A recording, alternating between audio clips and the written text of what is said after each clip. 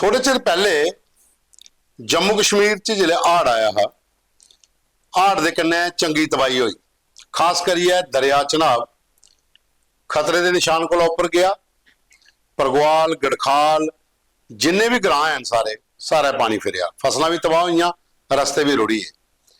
पर गड़खाल ते परगवाला दे विच एक बन बजे दा, उस बन ने मती सारी आबादी की बचाई लिया और पानी डाइवर्ट हो गया दूसरी साइड। लेकिन जियां हाड़ खत्म होया ते उत्थे कुछ बंदे आए, उन्हें बन तरोड़िया ते अपना एक गेट लाई उड़िया, क्योंकि ट्रैक्टर ट्रालियां टिप्पर जिहड़े भेजने ने अगे रेता बजरी चुकने वास्ते उस बन्ने के कारण उन्हें की बड़ी परेशानी आ दी। हुण बन तरोड़िया कि तड़वाया कौन वो कोई नहीं पता। तो हुण पिंड पूरा इकट्ठा हो जाता कि अगर परतिए कुछ बरखा लगियां ते हाड़ चढ़िया तो इस बन्ना का जिहड़ा पानी पहला रोकदा हा हुण तो सीधा लोगों के घरें जगाई जाना।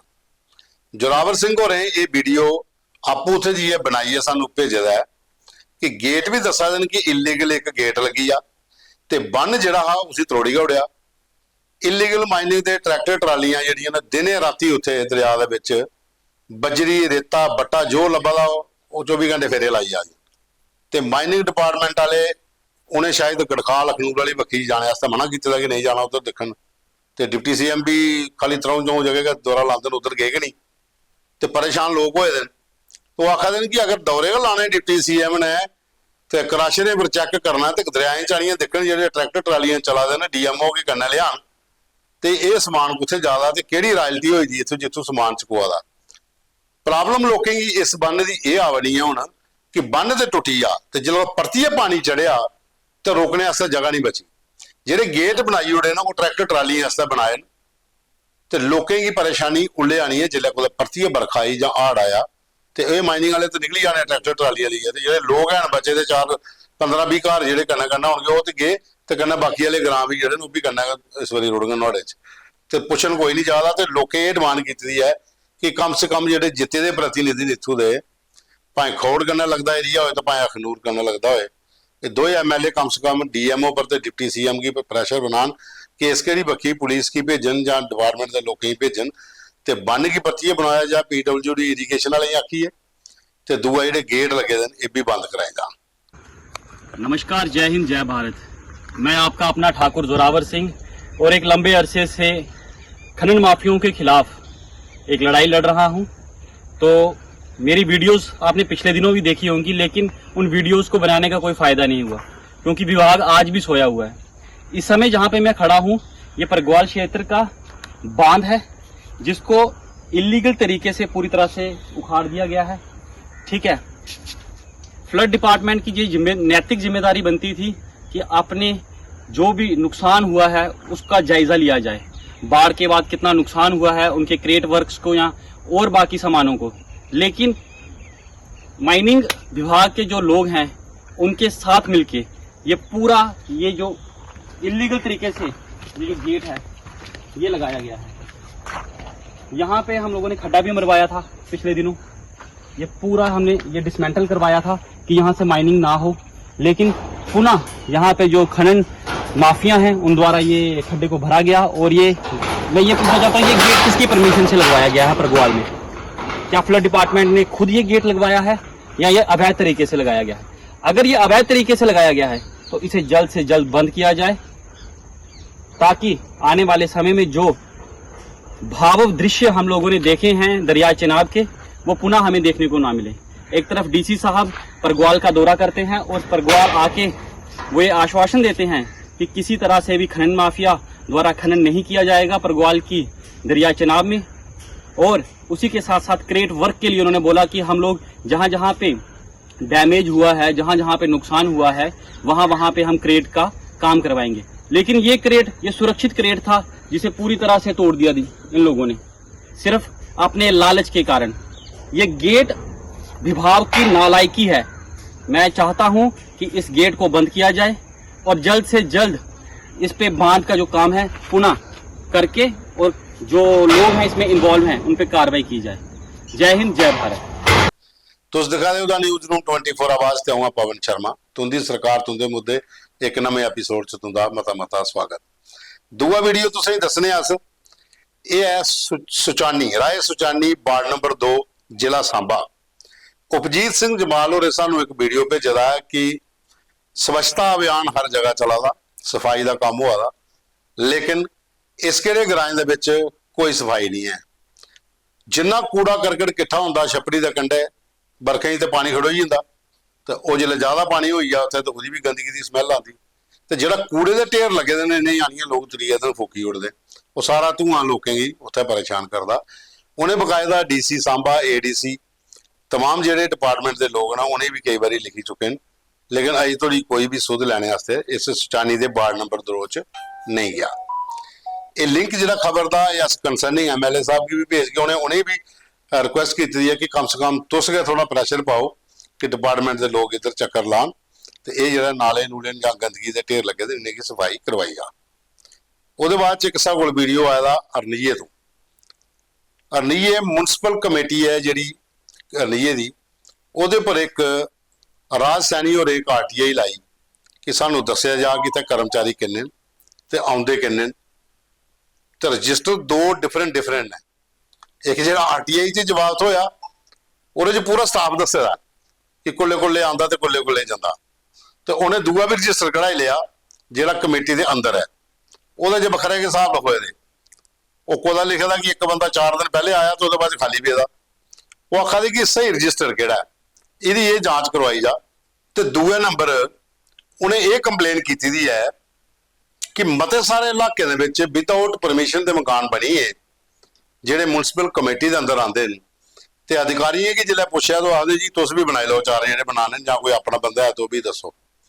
वो आखा अगर इ'यै केड़ा सिस्टम चलना है तो 4 पैसे दिए लोग बनाई जान बगैर नक्शे के हिसाबा के मकान, तो वो कन्नै पूरे शहर का जिहड़ा सिस्टम वो खराब हो जा। क्योंकि कोई भी कॉलोनी बननी है वह बकायदा एक मैप होंदा, पानी की निकासी होए जां दूए कुछ होर चीज़ां होन उन्हें ध्यान च रखिए कि बिल्डिंग बननी चाहिए नक्शे के हिसाब कन्नै। ते ये वीडियो आपू कहानी सुना देन पूरी RTI वास्ते। ये लगता कि चाहे ये जी उन्हें भी रिपोर्ट दी है अकबर अली ये देखो ये अटेंडेंस पूरी लगी बिल्कुल अटेंडेंस लगी थी 1 महीने की। जी दूई कापी है मैं तुम्हें दिना 11 जी उहदे विच है बिल्कुल नील है, कोई एक भी अटेंडेंस है नहीं, चाहे तो RTI गलत दी उन्हें मिगी, चाहे अटेंडेंस रजिस्टर गलत है, हूँ मिगी नहीं पता कि गलत है कि नहीं। मैं इसकी इन्वेस्टिगेशन कराना चाहना। बाकी खैर ऐसी गल नहीं भी हर जगह लिखा है LG साहब लिखा है, कमिश्नर सैकटरी लिखा हुआ, चीफ सैकटरी लिखा है, डायरेक्टर लोकल बॉडी की लिखा हुआ, SSP विजिलेंस DBCAM की, हर जगह मैं ये कार्रवाई करनी है। जी सच्चाई दुध का दुध और पानी का पानी चाहिए। सर तुंदा आखना मतलब है कि अगर अकबर अली महीने का नहीं आया तो उसकी डिटेल फोन च होनी है। हाँ जी उसदी फोन जो फोन फोन च उसकी सारी जानकारी लभी कि अकबर अली कुत्थे है, सुहागपुर है, आनंदपुर है, कठुए है, अंमृतसर है, दिल्ली है। एक दिन का तो कोई नहीं, पूरे महीने सारी जानकारी मिल सकती है। आज तो फॉरवर्ड जमाना है, तो चाहते कि फोन थ्रू भी पता लगी जाए कि वो पता लगी जाए, लेकिन फोन का तो चलो कर ना कर। ये मेरे को रिकॉर्ड है अकबर अली आया था ना 1 महीने अटेंडेंस बराबर लगी थी। दूई कापी जी वो पर 1 भी अटेंडेंस लगी थी। ऐसा क्यों? चाहे RTI गलत है चाहे उनका रजिस्टर गलत है, क्योंकि फ्रॉड होया है, बिल्कुल फ्रॉड 100% फ्रॉड। म्यूनसिपैलिटी वाले के करा दे इस चीज़ की स्वीकार नहीं करते।